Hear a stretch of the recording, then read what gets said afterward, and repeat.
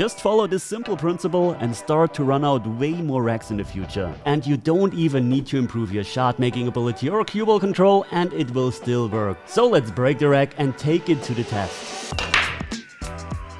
No ball on the break, but it's not about the break, it's about clearing all those balls in the best possible way by just using one single principle. So pause the video, make your plan, and then let's run the table. So I think right away the balls that we're going to go with are probably the solids, and I have an opening shot with the free ball. The free ball doesn't really offer any nice position because I'm too straight. On the 2-ball, the cue ball is probably going to get a bit wild. We also have the 4-ball up here, but the 12-ball is kind of blocking. I think what we're going to do is, let's play the 2-ball in because I don't like that long 4-ball. Try to send the cue ball along this path, where we might, if we stop here, have the 6 or the 1-ball. If we travel further, we still have the 5-ball on a very long way. If we travel to here, we also have that 7-ball. I'm just going to roll it in, touch of right spin here.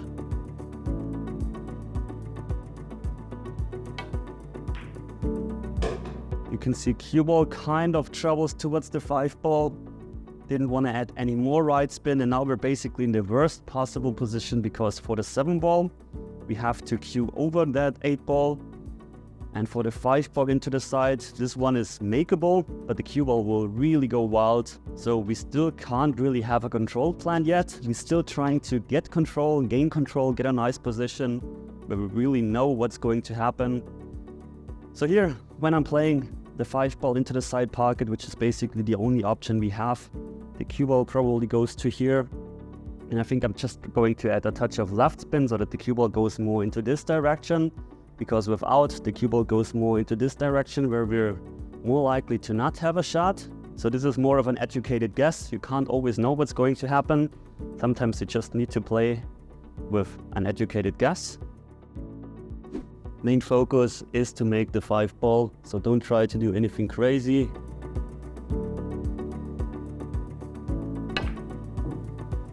A left spin helped at least a tiny bit. We caught it a bit thin. But are we left with a shot? Yes, we are left with a shot on the 3. Again, cue ball is going to be a bit fast. I can miss the 10-ball. Cue ball might stop here for the 7 or for the 1. So we might get actually into control. Let's try to play that in. Just a high ball, no spin on the cue ball.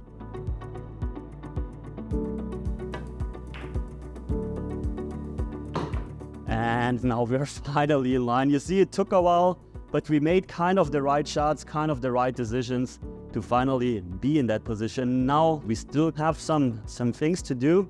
So what I'm probably going to do, even though I have a nice shot on the 7-ball, I'm trying to play that 4-ball in, bring the cue ball out like this from here to here, because then I'm still not total in control, but if I'm playing that shot, I give myself the best possible chances, because from here, if the cue ball stops here, I have the 1-ball.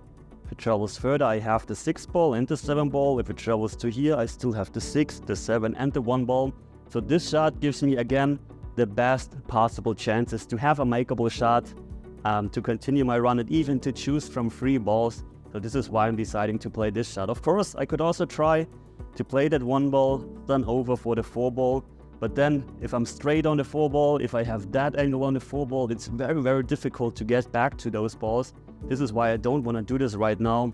And I want to leave the 6 and the 7 as insurances. This is why I'm going to play this shot now. By the way, if you want to see every possible way to run this rack, then check the link in the video description and in the pinned comment.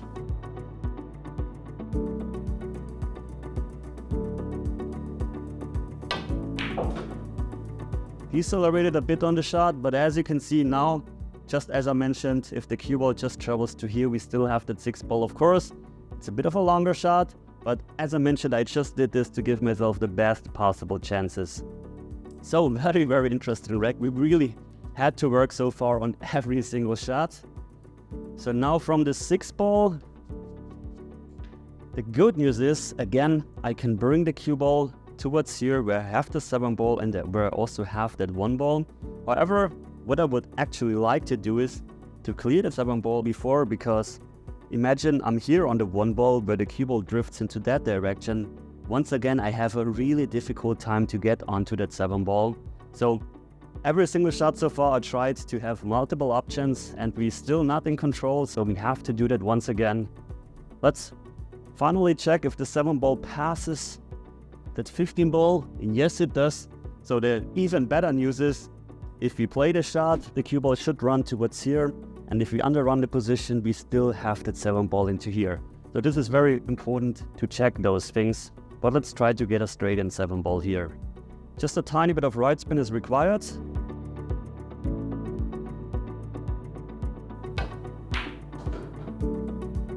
And we have almost a straight in shot on that 7 ball.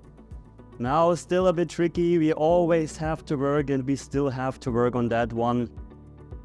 Now if I'm playing that 7 ball, the cue ball probably goes towards the 13, so I could stop in that 13 ball.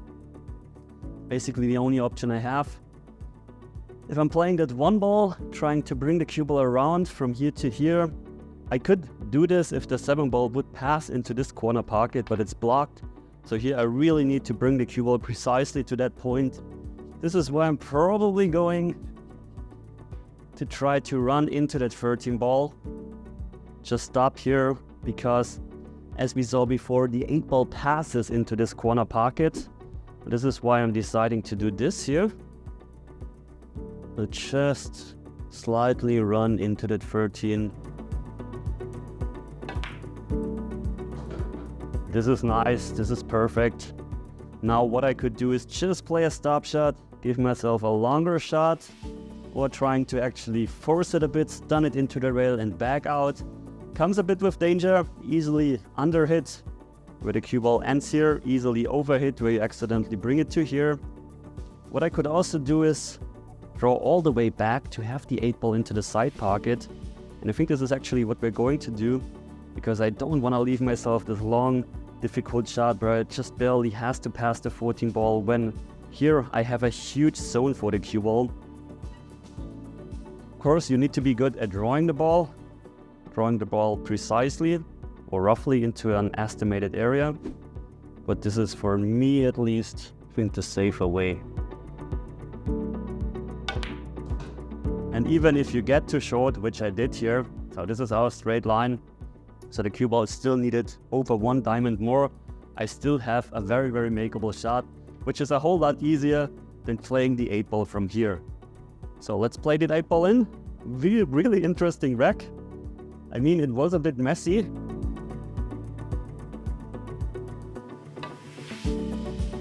But it's still a run out, even though it was pretty wild, but in the end it counts that we gave ourselves the best possible chances by always playing into zones where we have multiple options for the cue ball to end, because if it comes too short, we can play the ball into this or that pocket, just that we had here in that case. And we also, almost on every shot, tried to bring the ball into a position where we can even choose from multiple balls. So this was really not a textbook way to run a rack, not a perfect way to run a rack, but still a way to run a rack, and this will help you on difficult layouts where you just can't find into a nice position or just can't find a nice and simple layout to run the balls. And don't forget, if you want to see what happens if you're trying to run it in a different way, check out the bonus video on Patreon, or just watch this video lesson here on YouTube and subscribe to the channel.